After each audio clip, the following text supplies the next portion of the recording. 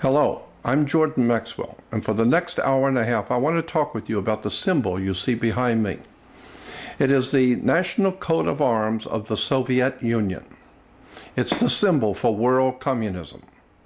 And while the Soviet Union may not any longer exist as a communist state, make no mistake about it, communism dominates the world. And today communism is pervading in our country of America and around the globe. And unfortunately, the people of this world are not aware of the insidious symbolism of secret societies that are now taking over the entire globe. And the people of this globe today have no idea what these symbols mean. So it is my purpose to present as best I can the information about the lineage of this symbol, the history of this communist movement, and the symbol of the Soviet Union. America is now a world communist state. You need to understand the symbolism of world communism and where these symbols come from and the secret societies who are financing the overthrow of the United States government by a communist world power. Secret societies hidden behind world leaders. So in the next hour and a half, I hope to enlighten you a bit about the symbols of world communism. And keeping in mind that world communism, Nazism, fascism, all of the isms that tend to destroy freedom, liberty, and justice for the world is now being perpetrated in America. You need to understand the symbols of world communism and their history. So for the next hour and a half, as I said, go with me through the background and the hidden or occult history of the Soviet Communist world movement. Today I'm going to talk to you about the Soviet Communist state arms. The symbol you're looking at is referred to as the state arms of the Soviet national symbol for world communism of the Soviet Union. This is a very long story, but this symbol is of profound significance even today. Let's start with back in 1953, the California legislature issued a group of books, and this was the 11th in the series of 13. And it was called the Senate Investigating Committee on Education. And it was published by the state of California, the Senate. And here on page 168, it says, since many intelligent persons, even in high official positions, do not appear to have acquainted themselves with the real nature and seriousness of communism, it is perhaps appropriate to give briefly some really informative and authentic data concerning it. Communism and Russia are by no means synonymous. Russia merely occupies the unfortunate position of being communism's first victim. Communism is synonymous with world revolution and seeks the destruction of all nations, including abolition of patriotism, religion, marriage, the family, private property, and all political and civil liberties, and the establishment of a worldwide dictatorship of the so-called proletariat, which is an autocratic, self-constituted dictatorship by a small group of self-perpetuating revolutionists. So this is what we're talking about tonight, is the communist movement, world communism. Now the next page went on to say that so-called modern communism is apparently the same hypocritical and deadly world conspiracy to destroy civilization that was founded by the secret order of the Illuminati in Bavaria on May 1st, 1776, and that raised its hoary head here in our colonies at critical periods before the adoption of our federal constitution. See the book World Revolution by Nestor Webster. The World Revolution conspiracy appears to have been so well organized as to be ever continuing and ever on the alert to take advantage of every opportunity presenting itself or that the conspirators could create. It is significant in this connection that as early as 1783, when unsettled conditions and dissatisfaction in some quarters had arisen in the American colonies, a subversive anonymous sermon was circulated among the colonial army to incite dissatisfaction and rebellion. George Washington immediately called the army together and in addressing them used this significant language. Remember, this is from the book Marshall's Life of Washington, page 86 through 87, volume 4. Quoting George Washington, 1783, he said, quote, "My God, what can this writer have in view by recommending such measures? Can he be a friend to the army? Can he be a friend to this country? Rather, is he not an insidious foe, some emissary perhaps from New York, plotting the ruin of both by sowing seeds of discord and separation between the civil and military powers of the continent? And what a compliment does he pay to our understanding when he recommends measures which are either alternative and impractical in their nature." He goes on to say, quote, "It is plain that Washington believed that the center of this secret conspiracy, so far as this country was concerned, to be located in New York, and felt it to be his duty to make such a allusion. While the center of such conspiracy, so far as this country is concerned, has continued to use New York as its base, up to the present time it is very apparent that in recent times New York has held and is now holding the center of the stage for communist activities in this country." The recognition of May 1st, 1776 as the founding date of this world revolution conspiracy is not difficult to understand when it is realized that May Day is frequently celebrated, even in recent times, by rioting and bloodshed on a worldwide scale. This is an interesting paragraph. It was not until 1847 or 1848 that the communist conspirators, who had theretofore operated in secret, came out in the open with the manifesto of the Communist Party by Karl Marx and Friedrich Engels, boldly proclaiming against practically everything upon which civilization is based, against God, religion, the family, individual liberties, and so forth. But the next, the bottom paragraph is very important. It says, "In issuing this manifesto, the communist conspirators evidently believed that the time had arrived when, with the aid of ignorant victims, a worldwide takeover could be accomplished. But there were not enough ignorant victims then, and the expected coup failed. The communist conspirators thereupon conceived a plan for the future of supplementing the long-established secret conspiracy in existence since May 1st, 1776. This is the founding date of real communism. May 1st, 1776. With an unremittent public campaign for victims among the ignorant of all nations, and in an attempt to hide from view the underlying hypocritical conspiracy existing since May 1st, 1776, it was decided that in such public campaign, the Manifesto of 1848 should be heralded as the founding date of communism, and Karl Marx falsely proclaimed as its author."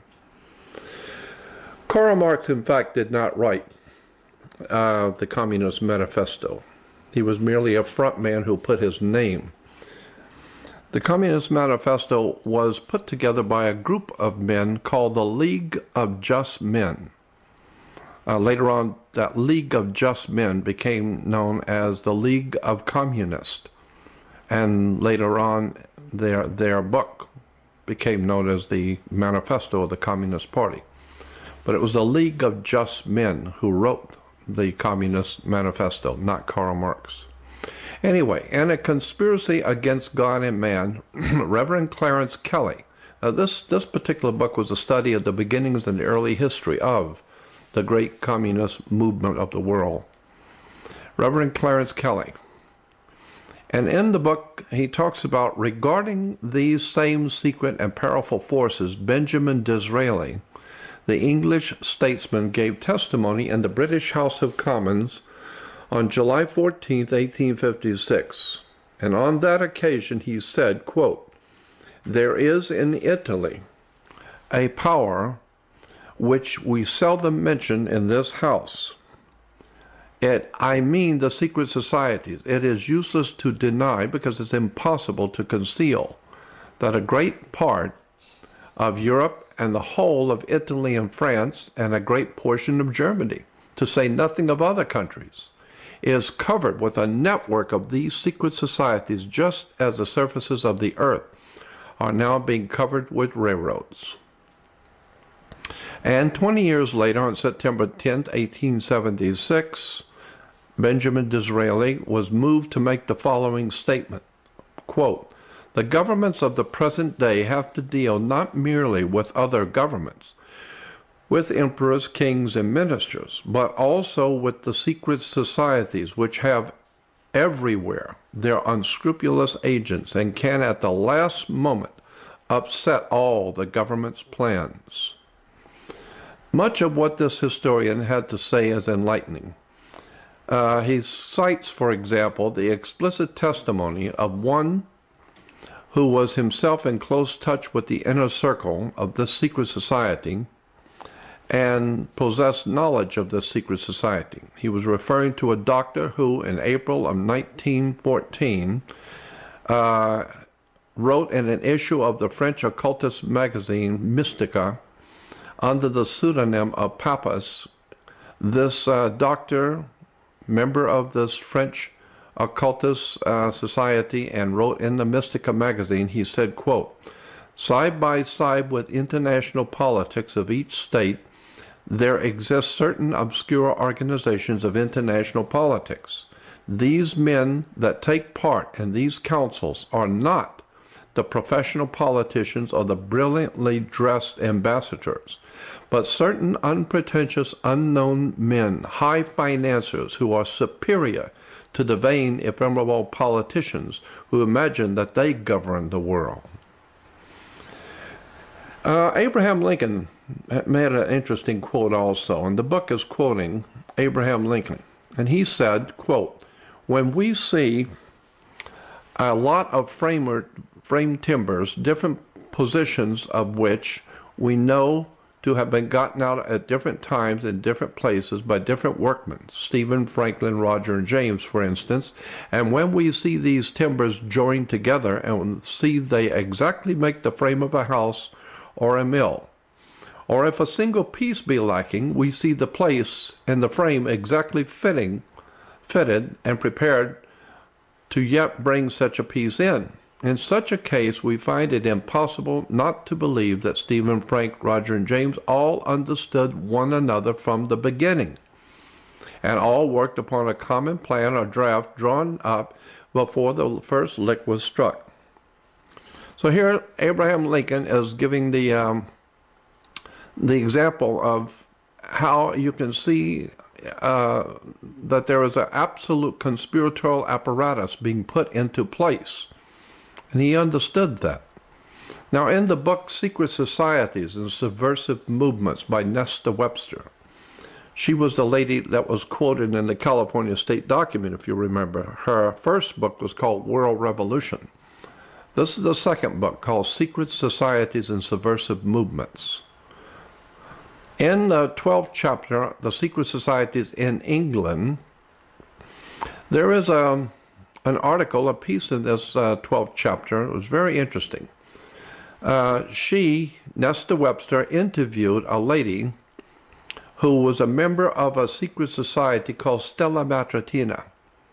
Stella Matritina, a secret society, a quasi-Masonic secret society, I might add, in England, later became known as the Order of the Golden Dawn, with Aleister Crowley at the head of it. but before Crowley, it was called Stella Matritina. And so Nestor Webster is interviewing a lady who was a member of this Stella Matritina. And it says, in the opinion of an initiate who belonged for years to Stella Matritina, the dynamic force employed, known as Kundalini, is simply an electromagnetic force of which the sex force is a part, and on which the adepts know how to play. And the unseen hand behind all the seeming spiritism of these orders is a system of very subtle and cunning hypnotism and suggestion. She went on to say further that the aim of this group, like that of all subversive esoteric orders, is by means of such processes as eurythmics, meditations, symbols, ceremonies, formulas to awaken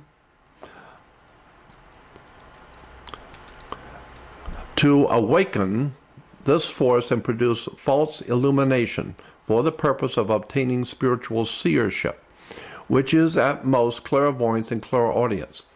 The ceremonies of the order are hypnotic and by suggestion create the necessary mental and astral atmosphere, hypnotize and prepare the members to be willing tools in the hands of the controlling adepts. The same initiate has communicated to me the following conclusions concerning the group in question, with the permission to quote them verbatim. This was the quote from the lady who was a member of Stella Matritina. She said, "I have been convinced that we as an order have come under the power of some very evil occult order, profoundly versed in science, both occult and otherwise. Though not infallible, their methods being black magic, that is to say, electromagnetic power, hypnotism, and powerful suggestion." And here is the point. We are convinced that the order is being controlled by some sun order, after the nature of the Illuminati, if not by that order itself. So this is the object of my presentation. I want to look at this thing called a sun order, which is after the nature of the Illuminati, if not that order itself.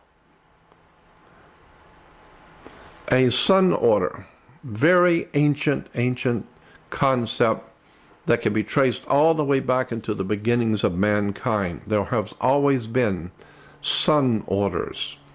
But the important part is, how do these sun orders today manipulate world events? The sun has always been a very powerful symbol and a metaphor for all religions and all peoples on the face of the earth. But let's talk about the sun itself first as a powerful symbol.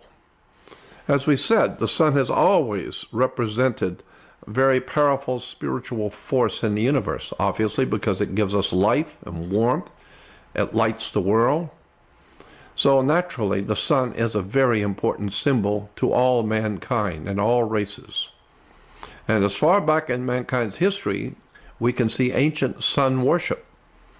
Here, as far back with and the most ancient peoples, the Assyrians and the Babylonians, their helmets, you can see on the Assyrian helmets, especially the two on the right, upper and lower, having sunburst symbols on their helmets.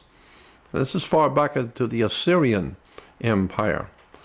Then, of course, we see that the Romans picked up the same idea from the Assyrians, and they had sun helmets because the sun was very important, especially in the Roman Empire. And we see it, of course, with the Native Americans, and even today in South America, such as the different races of people who celebrate the coming of the sun, even Native Americans, as I said. So it's a symbol that has been used for thousands of years, worshiping the sun. One of the oldest symbols of the sun was and still is the eagle. And this is something a lot of people do not know, that almost all the ancient civilizations in the world had an eagle somewhere in their symbolism. And the eagle always, and in every case, always represented the same thing. It was always a symbol of the sun. Why? Because eagles can fly so high and they have sharp vision and they're able to see things and overview the whole earth. So ancient Romans, of course, as I said, used the eagle to symbolize the sun. Here's Solis Invicti, the Roman god, with his symbol for the sun was an eagle. Eagles were used all over the Roman Empire to symbolize the sun. And fascists, of course, in Europe used the eagle also for the same reason, to symbolize the sun. It's a Roman eagle fascist signet ring. The eagle symbolizing the sun. And you'll see the eagle is perched on a fasci. That's another whole subject we'll get into another time. The symbol of the fasci is a bundle of sticks which you'll see the eagle perched on with a hatchet head. It's called a fasci. It's the symbol of world fascism or world totalitarian fascist state, the most brutal fascist corporate state symbol. And the eagle representing the sun, showing that the sun is connected to world fascism. Here it is on a coin in 1849 in Rome, in Italy. You'll see the eagle perched on the Roman fasci. Here it is on an American quarter. American quarter, just like the Roman, because America is modern-day Rome. Now, Hitler and the Nazis also used eagles for the same reason, to symbolize the sun. You'll always see the eagle perched on the sun, and of course the swastika represented the sun and moving across the earth. As the sun rolled across the sky, that's why the legs of the cross were moving. It was walking across the sky. Sun symbols and eagles were one and the same thing in Nazi Germany. Now we still have today the use of eagles as a symbol of the sun all over the world. Here in Florence, Italy, we have a church that has a sun eagle on the door. So eagles have always been synonymous in symbolism with the sun. The reason why this is important, because we're talking about a secret society that is based on the Illuminati, if not that very society itself.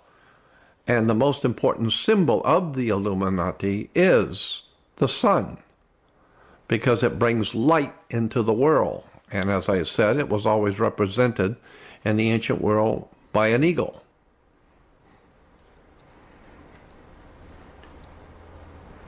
Even state arms around the world have the sun and the eagle.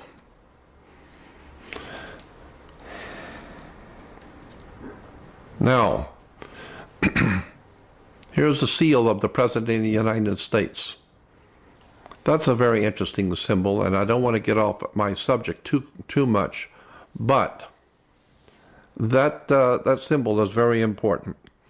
You will see in one talent the eagle is holding 13 arrows, and the other is 13 leaves. There are 13 berries, 13 stripes. Very interesting symbolism. And we'll talk about that in another time, because there's a whole world of knowledge of symbolism wrapped up in the presidential seal. But nonetheless, we're seeing an eagle. The eagle on the dollar bill. Eagles have only two wings, left wing and right wing.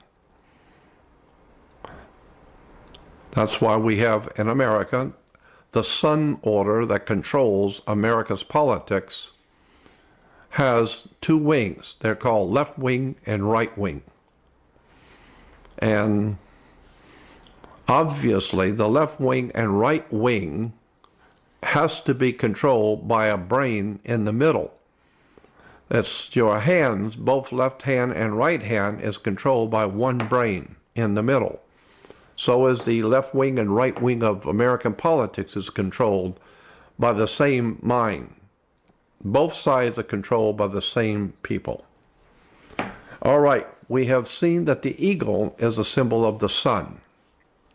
The sun in its rising brings light, obviously, into the everyday world of mankind. So mankind has always waited for the sun to come up so that he could take control over the earth. At night, it was very dark and fearful for the ancient man. And so that's what the sun happily does for the earth. It chases away the darkness of night, and it illuminates the earth, and therefore it is a symbol for illumination of the mind. It illuminates, the sun is always, as I said, representing light, intellectual and spiritual enlightenment. So the sun has always symbolized not only the light for mankind to see his way through each day, but more importantly, the intellectual and spiritual enlightenment of the inner soul or the mind of mankind. So that's why we have newspapers who are supposedly there to enlighten us as to the news of the world, keeps you enlightened. And so many of the newspapers have the term sun, always the symbol of the sun. Newspapers around the world, because the sun represents intellectual, spiritual enlightenment. You'd be surprised how many newspapers, magazines have the word sun and the symbol of the sun in them. So we see the same basic symbol used all over the world. The rising sun symbolizes spiritual and intellectual enlightenment. Here you'll see the rising sun behind the mountains, and that's a very important symbol we're going to get into now, that sun order, and it's symbol of the sun rising behind the mountains. That's a very important symbol, the sun rising behind two mountains. We'll tell you why in a few moments, but you'll see it everywhere. Even this dollar bill, as far back as 2005, but this is a very old silver dollar, and the name of the silver dollar is Liberty Marching Toward the Dawn of a New Day. Here it is in Russian, Soviet, even Obama uses it. There's a good reason why he uses it. It's a Soviet communist symbol. And we see the symbolism generally picked up around the world and used in, in commercial and corporations, etc. Even the shell sign features the sunrise on the shell sign. Here's a new stamp in America. You'll see the two pyramids of the two mountains and the inverted triangle, which is the sun rising between the two mountains.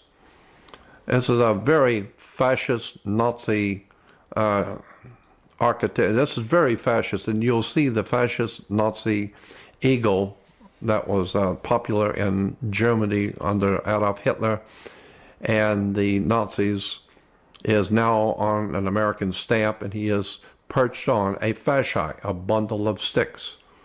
Very impressive National Socialist symbolism in America. Nazism, fascism, the eagle, the sunrise between two mountains, all of this is replete in America, everywhere. And in churches and religions in general, you'll see suns behind the mountain. And this is a whole subject that we'll get into another time, because this is a very big subject about how the church uses the sun rise behind the mountains. There's a very good reason why, and we'll get into that another time. But just to show how this symbolism is used in politics, in corporations, religion, churches. Even the sunrise Torah symbol. The Jews use the sun rising over Jerusalem all the time. That's a very important symbol. Here we have sunrise in Jerusalem. There's a reason why the sunrise is important, because it's a symbol of the Illuminati, the illumination of the world by the illuminated minds. And of course, Charles Taze Russell, when he founded the International Bible Students Association back in the 1868, Zion's Watchtower today is known as Jehovah's Witnesses. That was a Illuminati Zionist movement as far back as 1868, and the sunrise was used profusely in the old watchtowers. Now, the rising of the morning sun is called the dawn, so when the spiritual or intellectual enlightenment comes into your heart or mind, we say things like, oh, it just dawned on me. Why do we say that? Oh, yes, it just dawned on me. That's what the sun does. It dawns. The dawn is it says here, the rising sun is a symbol of hope and a new beginning. The dawn. It's the Christian concept. And if you go on the web to Google and put in Christian New Dawn, you will see hundreds and hundreds of churches and church groups and Christian groups going by the name of Christian New Dawn, the New Dawn movements. Easter celebrates the new dawn of Christ brought into the world. Christian singers, the New Dawn singers. Christian churches, the New Dawn Christian Church. So here's a picture of a Christian celebration, and you'll see on the backdrop, you'll see the crosses, and then you'll see in the middle the mountains with the sun rising on the new dawn. Most Christians have no idea in the world the significance of these symbols, have no concept in the world about what they're being led into. And of course, with this new dawn, we get into something called the new day, obviously. Christian symbolism still. And don't forget about the Jewish Kabbalah. The Jews also have the same symbol. That's what Christians have gotten it from. It's from the old ancient Jewish religion. In the book 9.5 Mystics, the Kabbalah Today, on the 9th chapter is called The Fragrance of Eden, the way of one who is caught between the suns of a dying and dawning day. So this is a very important Jewish symbol also in synagogues, the sun rising for the new dawn. And here was a song that's written about the Jewish people during the Second World War. It says, "The first to perish were the children, abandoned orphans, the world's best and bleak earth's brightest. These children might have been our comfort for these sad, mute, bleak faces. Our new dawn might have arisen." So this whole idea of the coming of the Messiah, according to ancient Jerusalem and ancient Jewish teachings, has nothing to do, in fact, with a man coming to save the world. In Judaism, the Messiah is actually a messianic period of time. And of course, the second paragraph talking about this red heifer, silly nonsense about a red heifer or a red bull that was born in Israel. This goes back to the worship of Taurus, the bull, and the constellation, when the sun was in the constellation of Taurus. This is why Moses then the Israelites were worshiping a golden calf. The golden calf was the sun, which is golden, and the calf, which is a Taurus, the bull, the constellation of Taurus. That's a whole subject we'll get into also. But even today, they're talking about a red heifer born in Israel. And the second paragraph goes on to say that tradition records that a red heifer in our generation is the herald of the Messianic era. It is certainly an important development toward the rebuilding of the Holy Temple. Our ancient sages taught that Israel's redemption could be compared to the dawn. In the beginning, it progresses very slowly, but as it continues, it grows brighter and brighter. So this whole idea of Messiah is not a man coming back, but it is a messianic era, a time period. And this time period is when the rebuilding of the Holy Temple, and this whole idea and concept of rebuilding the Holy Temple is a Masonic idea. Illuminati, Freemasonry, dreamt up the idea of rebuilding the Holy Temple. It has nothing to do with Judaism. It has to do with Masonic illumination, the dawn. And of course, the Nazis were big on this thing too, on this idea. The Nazis were big also by saying, on fatherland, show us the sign your children have waited to see. The morning will come when the world is mine. Tomorrow belongs to me. The Nazis were really big on using not just the eagle to represent the sun, but the Nazis were very big on the whole concept of the new dawn and the new day. We'll get into that in a few moments. If you go to the United Nations website and type in, go to the UN website and type in a new dawn, you will see there are many articles about the new dawn. But what the UN is talking about when it uses the term new dawn is a new dawn for socialism, or what we might call Soviet communism. That's the new dawn in the United Nations view. So here we have newspapers from the UK, and it says only a strategic partnership with China will keep this new dawn bright. Here is Gordon Brown with his wife talking to Ted Kennedy, and it says Gordon Brown, the Prime Minister of England, calls for a new dawn of collaboration with the U.S. and the European Union. Bush sees a bright dawn emerging. Here's Brown calls for a new world order, which would be a part of that truly global society of the new dawn. Even the Catholic Church is getting into the act, talking about the new world that's coming in the new dawn. And while we're talking about the UK and the United States working together for this new dawn, we might also want to remember a very interesting and important article in August of 1914 in the Congressional Record.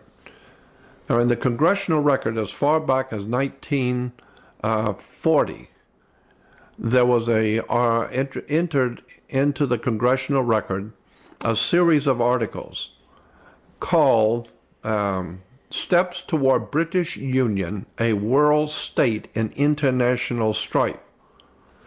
This was entered in August 1940 in the House of Representatives. Again, the title of this articles that were entered into the Congressional Record. Think about what you're reading. Steps Toward British Union, a World State, an international war, international strife. And it says the author of this is Representative Thorkelson. And he said, Mr. Speaker, in order that the American people may have a clearer understanding of those who, over a period of years, have been undermining this American Republic, in order to return it to the British Empire, I have inserted in the record a number of articles to prove this point.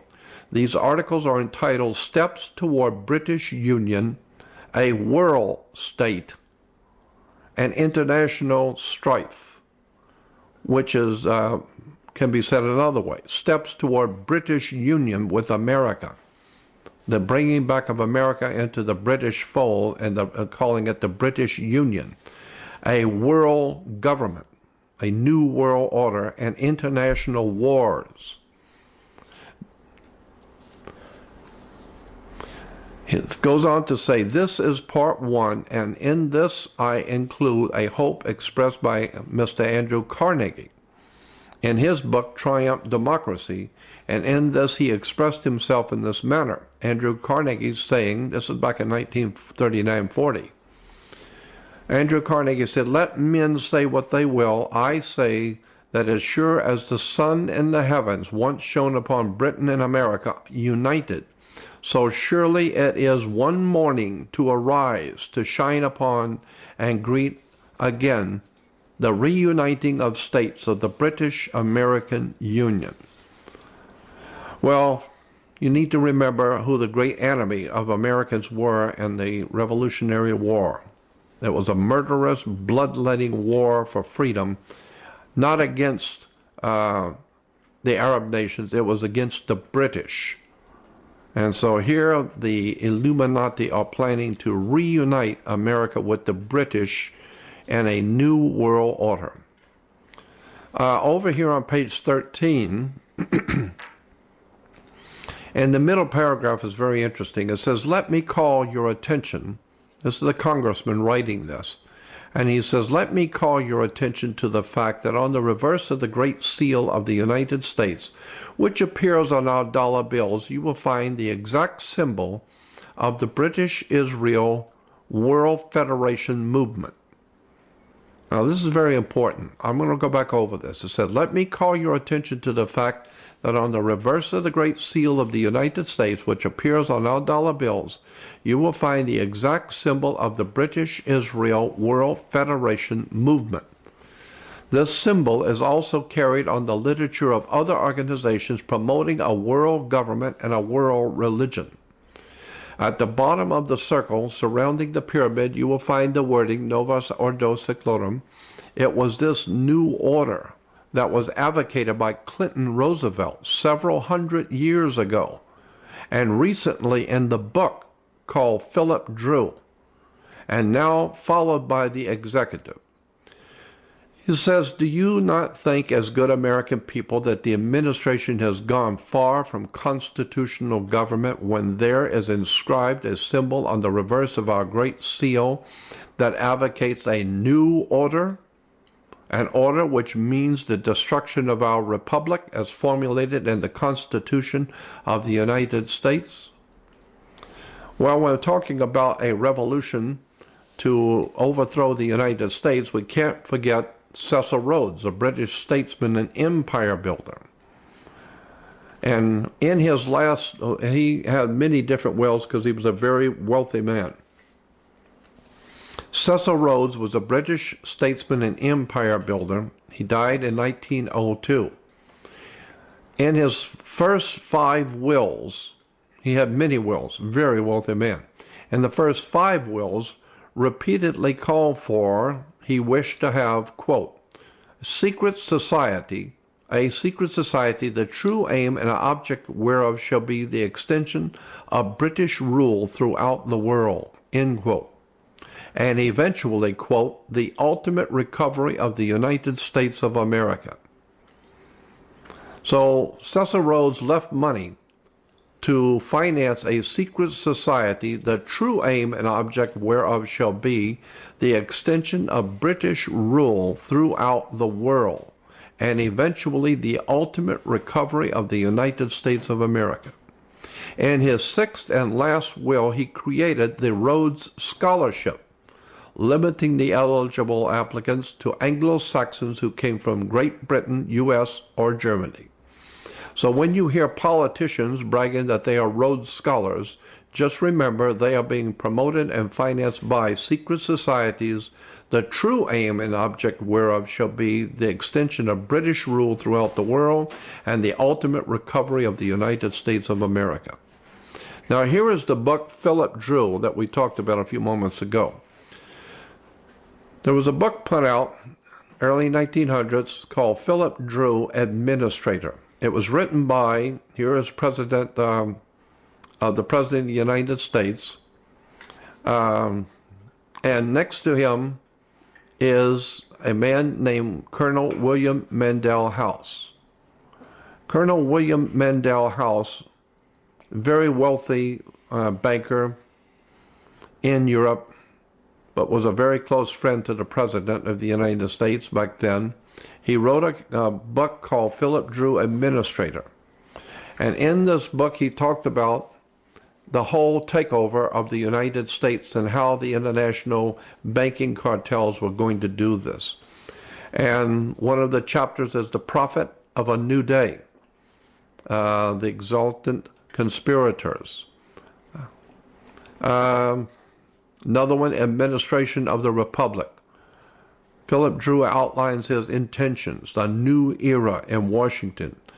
Some of the others was like, another chapter was in international crises, the reform of the judiciary, a new code of laws, the Federal Incorporation Act, the Federal Reserve Act, the new national constitution, the new state constitution, the rule of the bosses, and a very interesting chapter toward the end.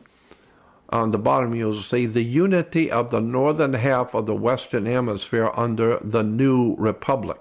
Well, that's what we had under Bush, the destruction of the United States as a sovereign power, connecting the United States now with Canada and Mexico. Well, here as far back as 1900, in the book, and Colonel Mendell House was outlining the unity of the northern half of the Western Hemisphere under a new republic and a new national constitution, and the rule of the bosses. This is a very important book, Prophet of the New Day. And here he was talking on in this chapter, socialism as dreamed of by Karl Marx cannot, he said, socialism as dreamed of by Karl Marx cannot be entirely brought about by a comprehensive system of state ownership and by the leveling of wealth. If that were done without spiritual leveling, the result would be largely as you suggest. So there has to be some kind of a spiritual matrix added into this communism. So now let's take a look at what's going on in New York. George Washington felt that the Illuminati was trying to destroy the Republic as far back as the 1700s, 1800s. And so the question is, what's going on in New York, the Empire State? But first remember the earlier quote in Secret Societies about a sun order. Nestor Webster talked about, the lady said, I have been convinced that we as an order have come under the power of some very evil occult order, profoundly versed in science, both occult and otherwise, though not infallible, their methods being black magic. And then she concludes by saying, we are convinced that the order, this is Stella Matritina, or the Order of Golden Dawn. We are convinced that the order is being controlled by some sun order after the nature of the Illuminati, if not by that order itself. A very interesting quote, very, very important quote from Manly Palmer Hall, Manly P. Hall, the great Masonic philosopher and writer, a brilliant man. In his book called Masonic Orders of Fraternity, he says this, and the forewords, the direct descent of the essential program, and this is a very important quote. He says, the direct descent of the essential program of the esoteric schools was entrusted to groups already well conditioned for the work. The guilds, trade unions, similar protective and benevolent societies have been internally strengthened by the introduction of a new learning.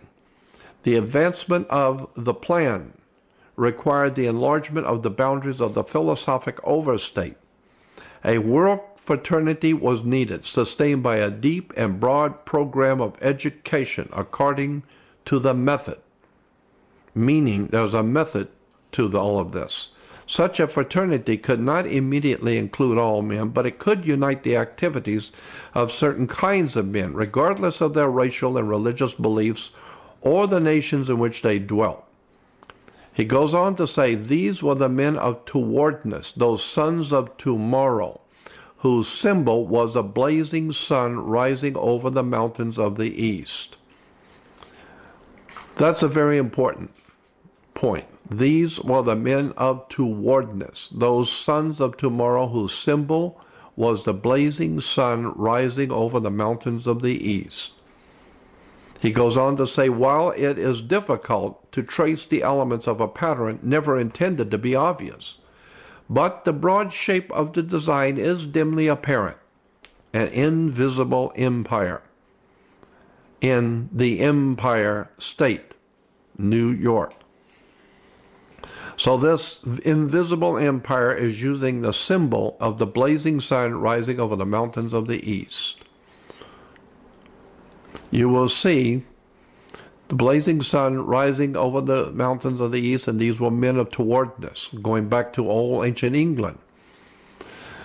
Here we have the right noble and most towardly young prince, Prince Charles, Duke of York. And when the Duke of York in England, when that whole monstrosity moved into America to bring the secret society of England into America, it came through New York, the Empire State. And why is the New York the Empire State? Well, U.S. President George Bush delivered a nationally televised speech in which he threatened the use of force to remove Iraq soldiers from Kuwait, and which Iraq had recently invaded. He mentions the term New World Order in this speech for the first time. It was also named Towards a New World Order. So this is what the men of tomorrow, those men of tomorrow, are working towards, a new world order. And here we see Bush working with Gorbachev, planning a new world order. Even our Strategic Studies Institute for the United States Army War College, this is the United States Army War College, published by the Strategic Studies Institute, in which this publication, The World in 2010, A New Order of Nations, showing how the world is being carved up, and the Strategic Studies Institute of the United States Army War College is a part of it. They're telling you that your very country is dividing up the world. A world which you're going to see, we will see in 2010, a complete new order of nations. But as far back as 1940, military generals were writing about America and the coming new world order. I like what Roosevelt said. There's a quote in Washington, D.C. at the Roosevelt Memorial. It says, "They who seek to establish systems of government based on the regimentation of all human beings by a handful of individual rulers call this a new order. It is not new, and it is not order." Going back to the California Senate report back in 1953, again, we here at the bottom, I'll call your attention to that bottom sentences, says, "It is plain that Washington believed the center of the secret conspiracy so far as this country was concerned to be located in New York." New York, the Empire State. This is where all of the fascist, Nazi, communistic dirt of the world is being drummed up against the American Republic. New York is the home of subversion for the world. Something needs to be done about the secret societies and the criminal associations operating in the media, television, motion pictures, operating from the home office of New York, the Empire State. Why is New York called the Empire State? Well, it's because of part of the representing the British Empire. It's called the British Commonwealth of Nations, or the British Empire. A Caesar of Rome, when the Caesars of Rome went into Britannia, their seat of operations, their seat of government for Rome in Britannia was in the city of York, England. So now we've got the Vatican backing the British monarchy and coming into in York, England, but now we have it moving into America and to New York, the Empire State.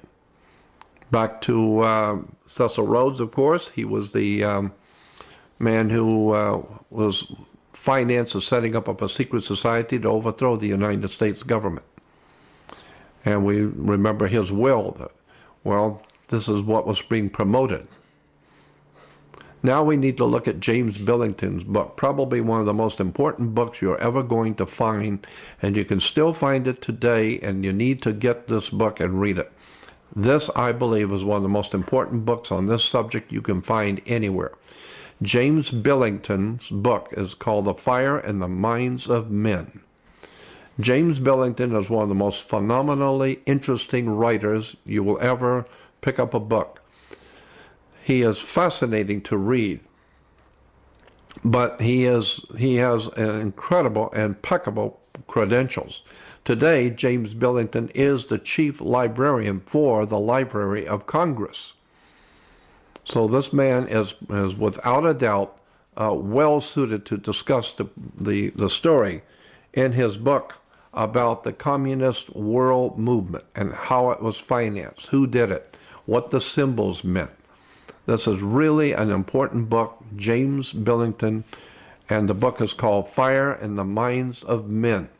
It's the origins of the revolutionary faith of all the revolutionary movements and secret societies of the world. So get the book. Order it from Amazon, or find it in bookstores. It's a very important book. Now, in the book Fire in the Minds of Men, in the inside cover, it says, the history of modern revolutions is the story of people in the grips of ideas and beliefs. In this masterful work, James Billington, whose icon in the Acts, this was his first book, establishes him both as a formidable scholar and a sparkling storyteller. But in this book, The Fire in the Minds of Men, he traces the course of the revolutionary faith from its earliest origins in occult Freemasonry to the allegedly scientific Marxism of today. Now, in the introduction is a profound paragraph in Fire in the Minds of Men. James Billington says in the introduction, a recurrent mythic model for revolutionaries, early romantics and young Karl Marx, and the Russians of Lenin's time, was Prometheus, who stole fire from the gods for the use of mankind. The Promethean faith of revolutionaries resembles in many respects the general modern belief that science would lead men out of darkness into light. But there was also a more pointed millennial assumption that on the new day that was dawning, the sun would never set. Early during the French Revolution was born something referred to as, quote, the solar myth of the revolution, suggesting that the sun was rising on a new era in which darkness would vanish forever. This image became implanted at a level of consciousness that simultaneously interpreted something real and produced a new reality. The new reality that they, the secret society, sought was radically secular and stringently simple. The idea was not the balanced complexity of the new American Federation, but the occult simplicity of its great seal, an all-seeing eye atop the pyramid over the words Novus Ordo Seclorum. Very important. This is why in New York City at Rockefeller Plaza you will see Prometheus, who stole fire from the gods to illuminate the minds of our masters on the earth. The godly wisdom was stolen by the god Prometheus and brought to the earth and given to our illuminated minds, or what we call, those who we call Illuminati, to illuminate our masters who control the human race, implying that they have knowledge of the heavens and wisdom of the world that we mortal men do not have. That's why they are the Illuminati, the illuminated ones. So I want to draw your attention to the top part again. It says a recurrent mythic model for revolutionaries, early romantics, young Karl Marx and Russians of Lenin's time was Prometheus. Well, so it is today, still. young communists and the communist people who financed the Communist Party, the Rockefellers, still have their god Prometheus at Rockefeller Center. And the American people, New Yorkers, every day going by the Rockefeller Center, never realize what that statue actually implies. It's Prometheus who stole fire from the gods in heaven and brought down to the Illuminati intellectual, spiritual enlightenment to rule over and control the world. Prometheus. Then in the back of the book, under the subheadings in the back of the book, talks about the solar revolution, the temple of the sun, talks about the books that were written as far back as 1887, talking about the year 2000 in New York. You know, as far back as the 1880s, there were books being written about looking forward to New York in the year 2000 and what's going to happen with mankind in the year 2000 in New York. Well, a year later, we have the 9/11 stuff. Even speculation about the year 2000 began not with the futuristic futurology of the 1960s, but the year 2000 was important in a dynamic work written as far back as 1780 by the same figures who invented the word communist. So the very secret societies out of New York and Europe who were developing what we call communism as far back as 1780s, you know, George Washington knew about them, called the League of Just Men. And they were writing about what was going to be happening in America in the year 2000 in New York.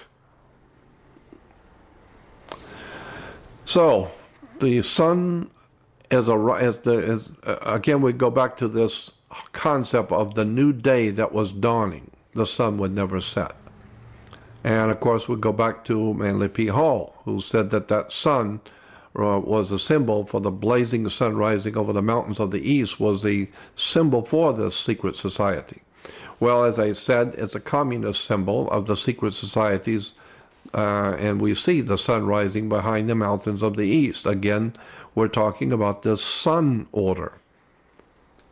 And you see it in Romania, in Mongolia, in Armenia, state seals of Santa Barbara, and Arizona, Illinois. We can go on for hours on this stuff. Montana, Nevada, Ohio, California Insurance, New York. Here's the city of New York seal with the sun rising behind the mountains of the east. Obama's sun behind the mountains, rising behind the mountains. Now, there's a very important book that cannot be found today. It's a very, very good book, and I've got 2 copies of it. You can hardly find this book, and if you do, it's going to be extremely expensive. But it was a brilliantly put together book on flags throughout the ages and across the world. And in this, on page 130, you'll see the symbol for the Soviet Union, Soviet Communist Party. And here again, as we stated at the very beginning, is the focal point of this whole presentation. This is the state arms for the old Soviet Communist Empire. But you will see the sun rising over the earth, coming up onto the earth. And it says on the right-hand side, it says the Soviet, which we're talking about Soviet communism. The Soviet coat of arms graphically presents, there it is again, the dawn of a new day for the entire world. So this is a very important symbol for world communism, is the dawning of a new day for the entire world. Keep that in mind. And you'll see it in different states, different communist states, the rising sun, the symbol of a new dawn for the country. Symbols in Bolivia, you'll see it in Liberia, the sun rising, and it says the sun which heralds the new day, communist symbol in Liberia. In Cuba, the sun rising. You'll see it in state arms, Costa Rica. Here it is, as I told you before, this is the Mongolia. And it says, the horseman racing into the sun, rising behind the mountains of the east. The horseman racing into the sun, which golden rays betoken prosperity, stands for the nation's advance toward communism. So there is a rising sun behind the mountains of the east, the symbol for the Illuminati bringing to the world communism. People all over the world are being sucked into this and have no idea in the world that all of this stuff around the world is connected by secret societies operating out of New York and London. Here's Romania. And in the Romanian symbol, you'll see on the bottom, the rising sun expresses the promise of a new day when the sun is rising on the communist regime in Romania. And Russia, again, even Soviet symbolism everywhere. Now we have something with the sun rising, but there's something now, a new faction of this is called the Red Dawn. Of course, red was a symbol of communism, and communists were referred to in the West as Reds. They even made movies. Communist Hollywood were making movies to glorify the rise of communism. Hollywood has always glorified Nazism, communism, fascism, any kind of isms, totalitarianism, anything that's filthy, degenerate. Hollywood has always promoted politics as usual. They had a movie called Red Dawn. Yes, there was a Red Dawn, even for Malawi. A red sun, and it says, of course, red being communist, and the dawn is the symbol for the Illuminati. The sun to symbolize the dawning of a new day for Africa, and it was a new day for Africa. And Malawi was filled, once the communists took over, filled with bloodshed, blacks killing blacks, just massive murders of people. Then for Angola, you'll see the red dawn. It represents the rising sun. Another Soviet symbol. You'll see the red dawn and used in Soviet communist symbols everywhere. Even in communist China, the sunrise is red. And the Federation of Women Workers, you'll see in the background, is in England, the red dawn. Today, even Israel uses the watchtower symbolizing the Knights Templar Masonic Lodge, the Knights Templar Masonic movement of Europe. Their symbol is a watchtower, and behind it you'll see the red dawn, and of course the eagle's wings. Back to that mountain sunrise for a moment. That mountain sunrise, as Manly P. Hall said, was a blazing sun rising over the mountains of the east. You'll see that sunrise in buildings, like in New York, the Empire State Building is a set of sunrises. Inside, when you walk inside, you'll see the sun at the top emanating from the top of the Empire State Building. This is an interesting quote. It's talking about the Rockefeller Center. This is taken from a book written by David Rockefeller, and it's called Memoirs by David Rockefeller. And in it, he said this, in his book, Memoirs, quote, "For more than a century, ideological extremists at either end of the political spectrum, have seized upon well-publicized incidents to attack the Rockefeller family. For inordinate influence they claim we wield over American and political economic institutions. Some even believe that we're part of a secret cabal working against the best interest of the United States. Characterizing my family and me as internationalists and of conspiring with others around the world to build more integrated global political and economic structure. One world, if you will. If that is the charge, I stand guilty and I'm proud of it." David Rockefeller. If that is the charge, I stand guilty and I'm proud of it. New York, the Empire State, Prometheus, world communism. You'll see it in the Club of Rome, the sun rising behind the earth. Obama uses it. Back to that New Day thing. Fire in the minds of men. The whole revolutionary New Day dawning. You go to Google and Communist New Day, because remember, it says the more pointed assumption is that new day that was dawning, the sun would never set, and it was the solar myth of the revolution. So, go to Google, put in Communist New Day, and you'll see there's all kinds of articles about the Communist New Day. Here's one in particular, and at the bottom it says, the red covering all over the USSR shows how much the world was under the leadership and control of the Communist Party. The morning sun, we're reading from the bottom, the morning sun bathes the hopeful gaze of the students and teachers with the warm light of the Communist New Day. Again, there's that term, Communist New Day. That's the dawn of a new day for world communism. Very important term, dawn of the new day for the entire world under Soviet communism.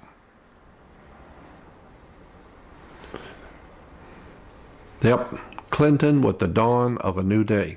Obama, the new day in America. The Soviet coat of arms graphically presents the dawn of a new day for the entire world. Does this tell you something about where America is today and where it's going? Dawn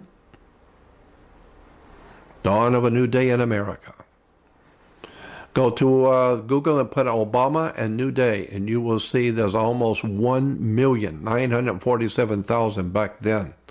Almost 1 million entries on the web talking about Obama bringing the dawn of a new day.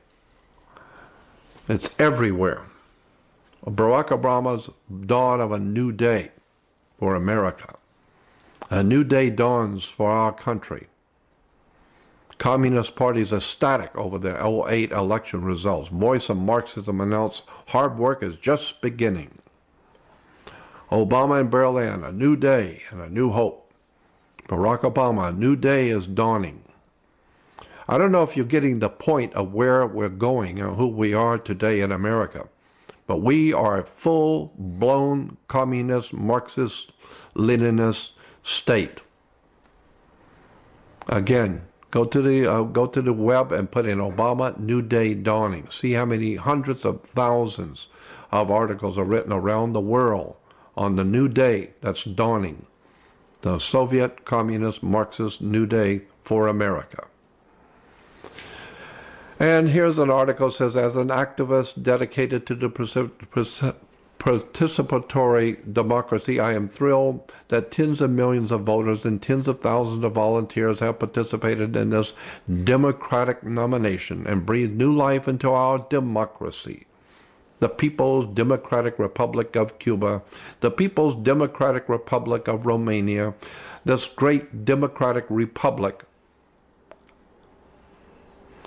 I have great respect, it goes on to say, I have great respect for our presidential candidates, particularly Senator Hillary Clinton, who has proved herself to be a champion of the working families. We are at the dawn of a new day and a new generation of leadership in America. Boy, we certainly are. The dawn of a new day of world communism. And here's Pete Seeger and Bruce Springsteen singing about the coming of the new day, having no idea in the world what they're talking about. Yeah, the Carpenters Union, they're celebrating the dawn of a new day. Our new day dawns. Even now their music being financed by Oprah is financing the new music albums for Obama. And it's going to be called It's a New Day. New Day Films in Hollywood. We're seeing this whole concept of brand new day, which represents the Illuminati communism for the whole world. And even this goofball, John McCain. John McCain said, those of us that made us the Reagan Revolution that brought about a new dawn of a new day in America. There's McCain using the same old communist terms. But you say, well, he was a conservative. Well, that's right. Conservatives were Nazis. So here's even a Nazi using the new dawn of a new day. But that's only reasonable because here in New York, the 1939 World Fair, at the World's Fair in New York in 1839, it was hailed as the dawn of a new day. The sun, see the sun through the gray, it's the dawn of a new day. So as far back as 1939, New York World's Fair promoting the dawn of a new day. This stuff has been around for a long time, and people have never known, never even saw it. And even the symbol for the rising sun and the sun's logo, this was used by the NAACP. More and more, even Las Vegas now is now having shows in Las Vegas called the New Day. Here's the Baha'i religion in Israel. The Baha'is are promoting this idea of a dawn of a new day. This is the Bible, daily Bible studies, dawn of a new day. This communist crap is all over the earth, in churches, religions, entertainment, movies, music. The whole entire world is buying into the secret societies of the Illuminati, who are bringing about the dawn of a new day, which is actually world communism. So you'll see all of this silly nonsense about the new day that's dawning for the Lord Jesus, and there's a new day coming, Bible study. Here's a Christian radio shows called the New Day for America, New Day Community School. Fire in the Minds of Men talked about all of this, and talked about how it traces the course of the revolutionary faith from its earliest origins in occult Freemasonry to the alleged scientific Marxism of today. So even the old European lodges were called Rising Sun Lodges of Freemasonry. Secret societies again, we remember that quote, the Sun Orders of the Illuminati. Sun Order, the dawning of a new day. Obama's one of his posters, a new day is dawning. Somebody had better wake up and understand what's going on here. Somebody needs to start doing their homework and realize that the symbols for world communism is now dominating America. We are now a full-blown Nazi, fascist dictatorship, communist dictatorship, and the people of this country have no idea in the world. Christians are now putting together New Day Christian Fellowship, New Day Christian Church, a grand new day. Christians are now flocking by the hundreds and thousands and millions to churches that are promoting this new day that's coming, a New Day Christian Center. This stuff is replete everywhere. Christians have bought 100% into this whole communist strategy. New Day Christian churches, New Day publishing for children, everything New Day on the radio, New Day churches. It's everywhere. Christians have bought into this and have no idea in the world that this is an Illuminati, well-planned trick to deceive the whole world into buying into a new world order communist Nazi movement. I'll show you why I say communist Nazi, because there's not 10 cents worth of difference between any of them. New Day Christian churches. God is bringing us and giving us a brand new day.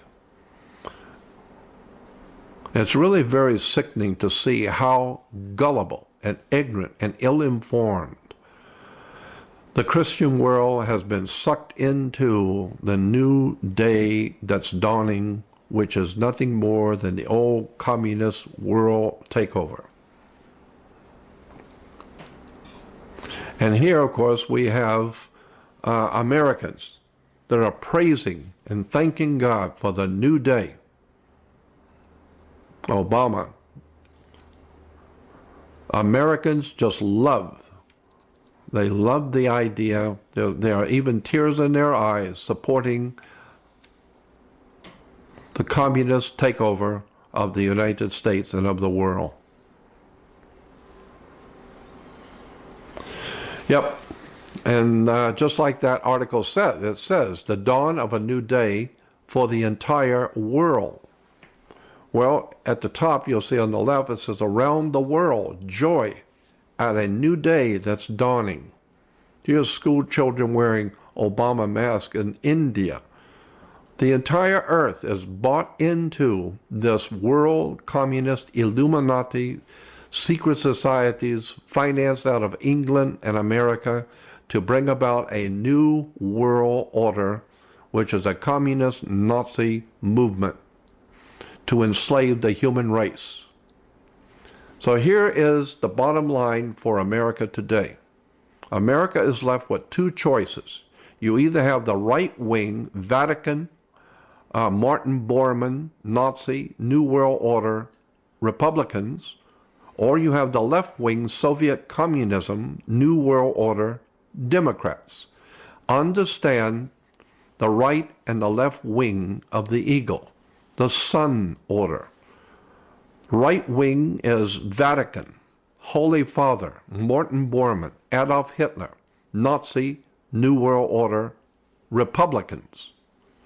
And the left wing is the Soviet Communist New World Order Democrats, secret society Illuminati. Both are financed by the same secret societies. Here is Adolf Hitler. And Adolf Hitler wrote a very important letter to the German people many years ago. And in it he said, Germany can be saved only by a dictatorship of the national will and determination to take action. So he said, my fellow Germans, awaken. A new day is dawning. We're talking about Adolf Hitler now. And he's praising the new day that was dawning on the earth for Nazism. Again, the eagle and the sun. The sun order taking over the world. Here is an interesting piece of information. The History Channel. I didn't do this. This is the History Channel did this. The History Channel has a series of videos that they're selling. It's called World War II, The Lost Color Archives. It's 3 different videos about World War II, and they found a lot of color video, a color film that was made during the Hitler's time. And so they put this out on the History Channel, and it's called The New World Order. And you can buy this whole set from the History Channel. New World Order. And what is it about? Well, the picture. It's about Adolf Hitler, because that's what the Nazis were trying to establish as a new world order. And, of course, Bush was called the son of the New World Order. This was in Time magazine. Obviously, he was the son of the New World Order because his family financed Adolf Hitler. The Bush family put up the money to finance Adolf Hitler and the murder of people all over the world. So that's why the History Channel has a television series called The New World Order about Adolf Hitler, and Bush is referred to as the son of the New World Order. I don't know if that tells you anything. And here's the New World Order, Adolf Hitler, and here's the Bushes who financed Adolf Hitler. They're still working on building a new world order. And of course, behind all of this is, of course, the Vatican. The Pope calls for a new world order. You better find out. You'll see the Vatican, the Pope is wearing the sunrise on his papal headdress. Here is Adolf Hitler in the Vatican with the papal officials in the Vatican. Because Adolf Hitler merely represented the Catholic Church, and the Catholic Church represented Rome and the domination of the Roman Empire, and as far back as the Caesars, their symbol was the symbol of the sun order. So Hitler was a Catholic, was never excommunicated, financed, organized, directed by the Catholic Church. So you just keep continuing to send money to the Holy Father, and one day you're going to wake up and find out what the Catholic Church was really all about. Here on the American Experience, a program on the PBS. PBS has a series called The Presidents. And when they were talking about George Bush, his program was called The New World Order.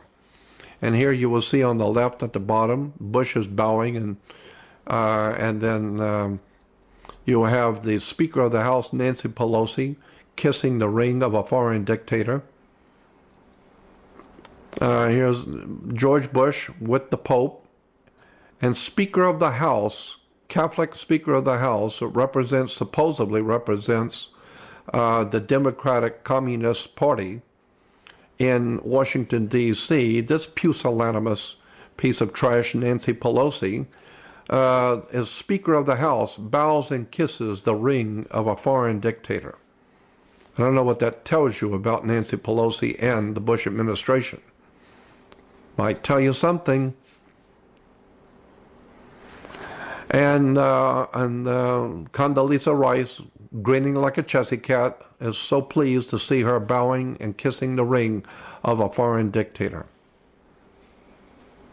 Rome. All roads lead to Rome. Communist, Nazi, fascist, everything that's filthy and degenerate leads back to Rome. Or we have the dawn of a new day, which is, of course, Mrs. Clinton and the new day that's dawning for the world. So it doesn't matter. America is finished. It's completely done in. So the two last thoughts.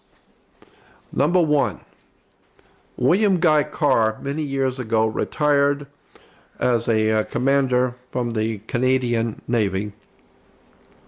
He wrote a book back in the 1950s, in the early 50s. He wrote a book, William Guy Carr, retired Royal Canadian Navy, wrote a book called Pawns in the Game. I had this book in 1959. You can still get it today. It's a very important book on the symbols of the Illuminati. 1959, almost 50 years ago.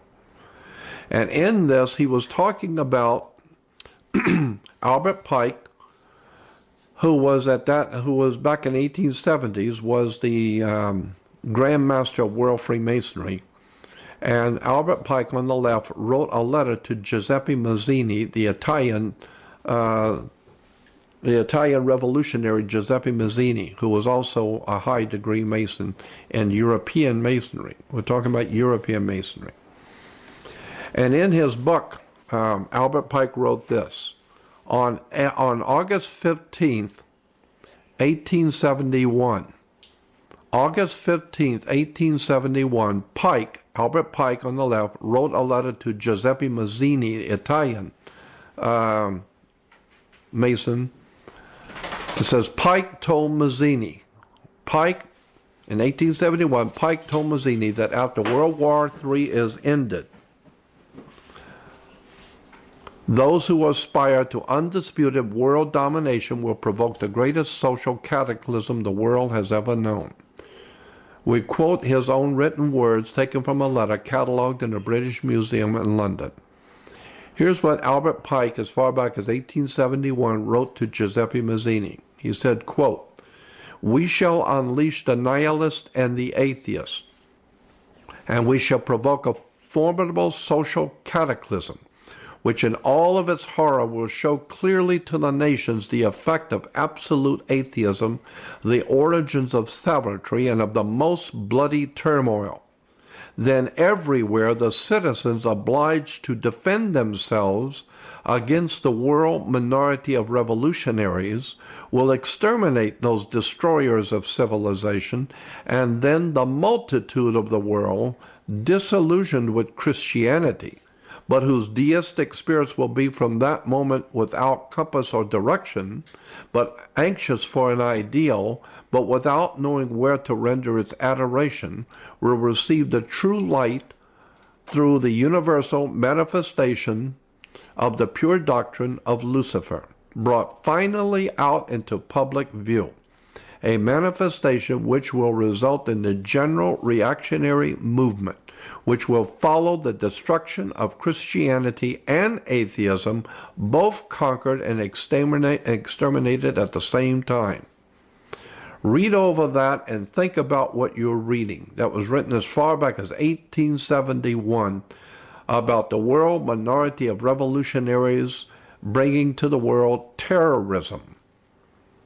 And it says, we shall unleash the nihilists and the atheists, showing that this has been planned as far back as 1871. These guys are good.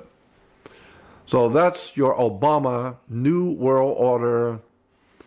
This is where your hope for the future of America should go. And the second and last point I want to make is that there was a movie, a television show came out many years ago called V. The original miniseries, it was on NBC, called V. Well, NBC, that was the original, was done by NBC. But now Disney ABC, ABC is owned by Disney. Disney's ABC has done a new version, brought it up to date with a new television series called V.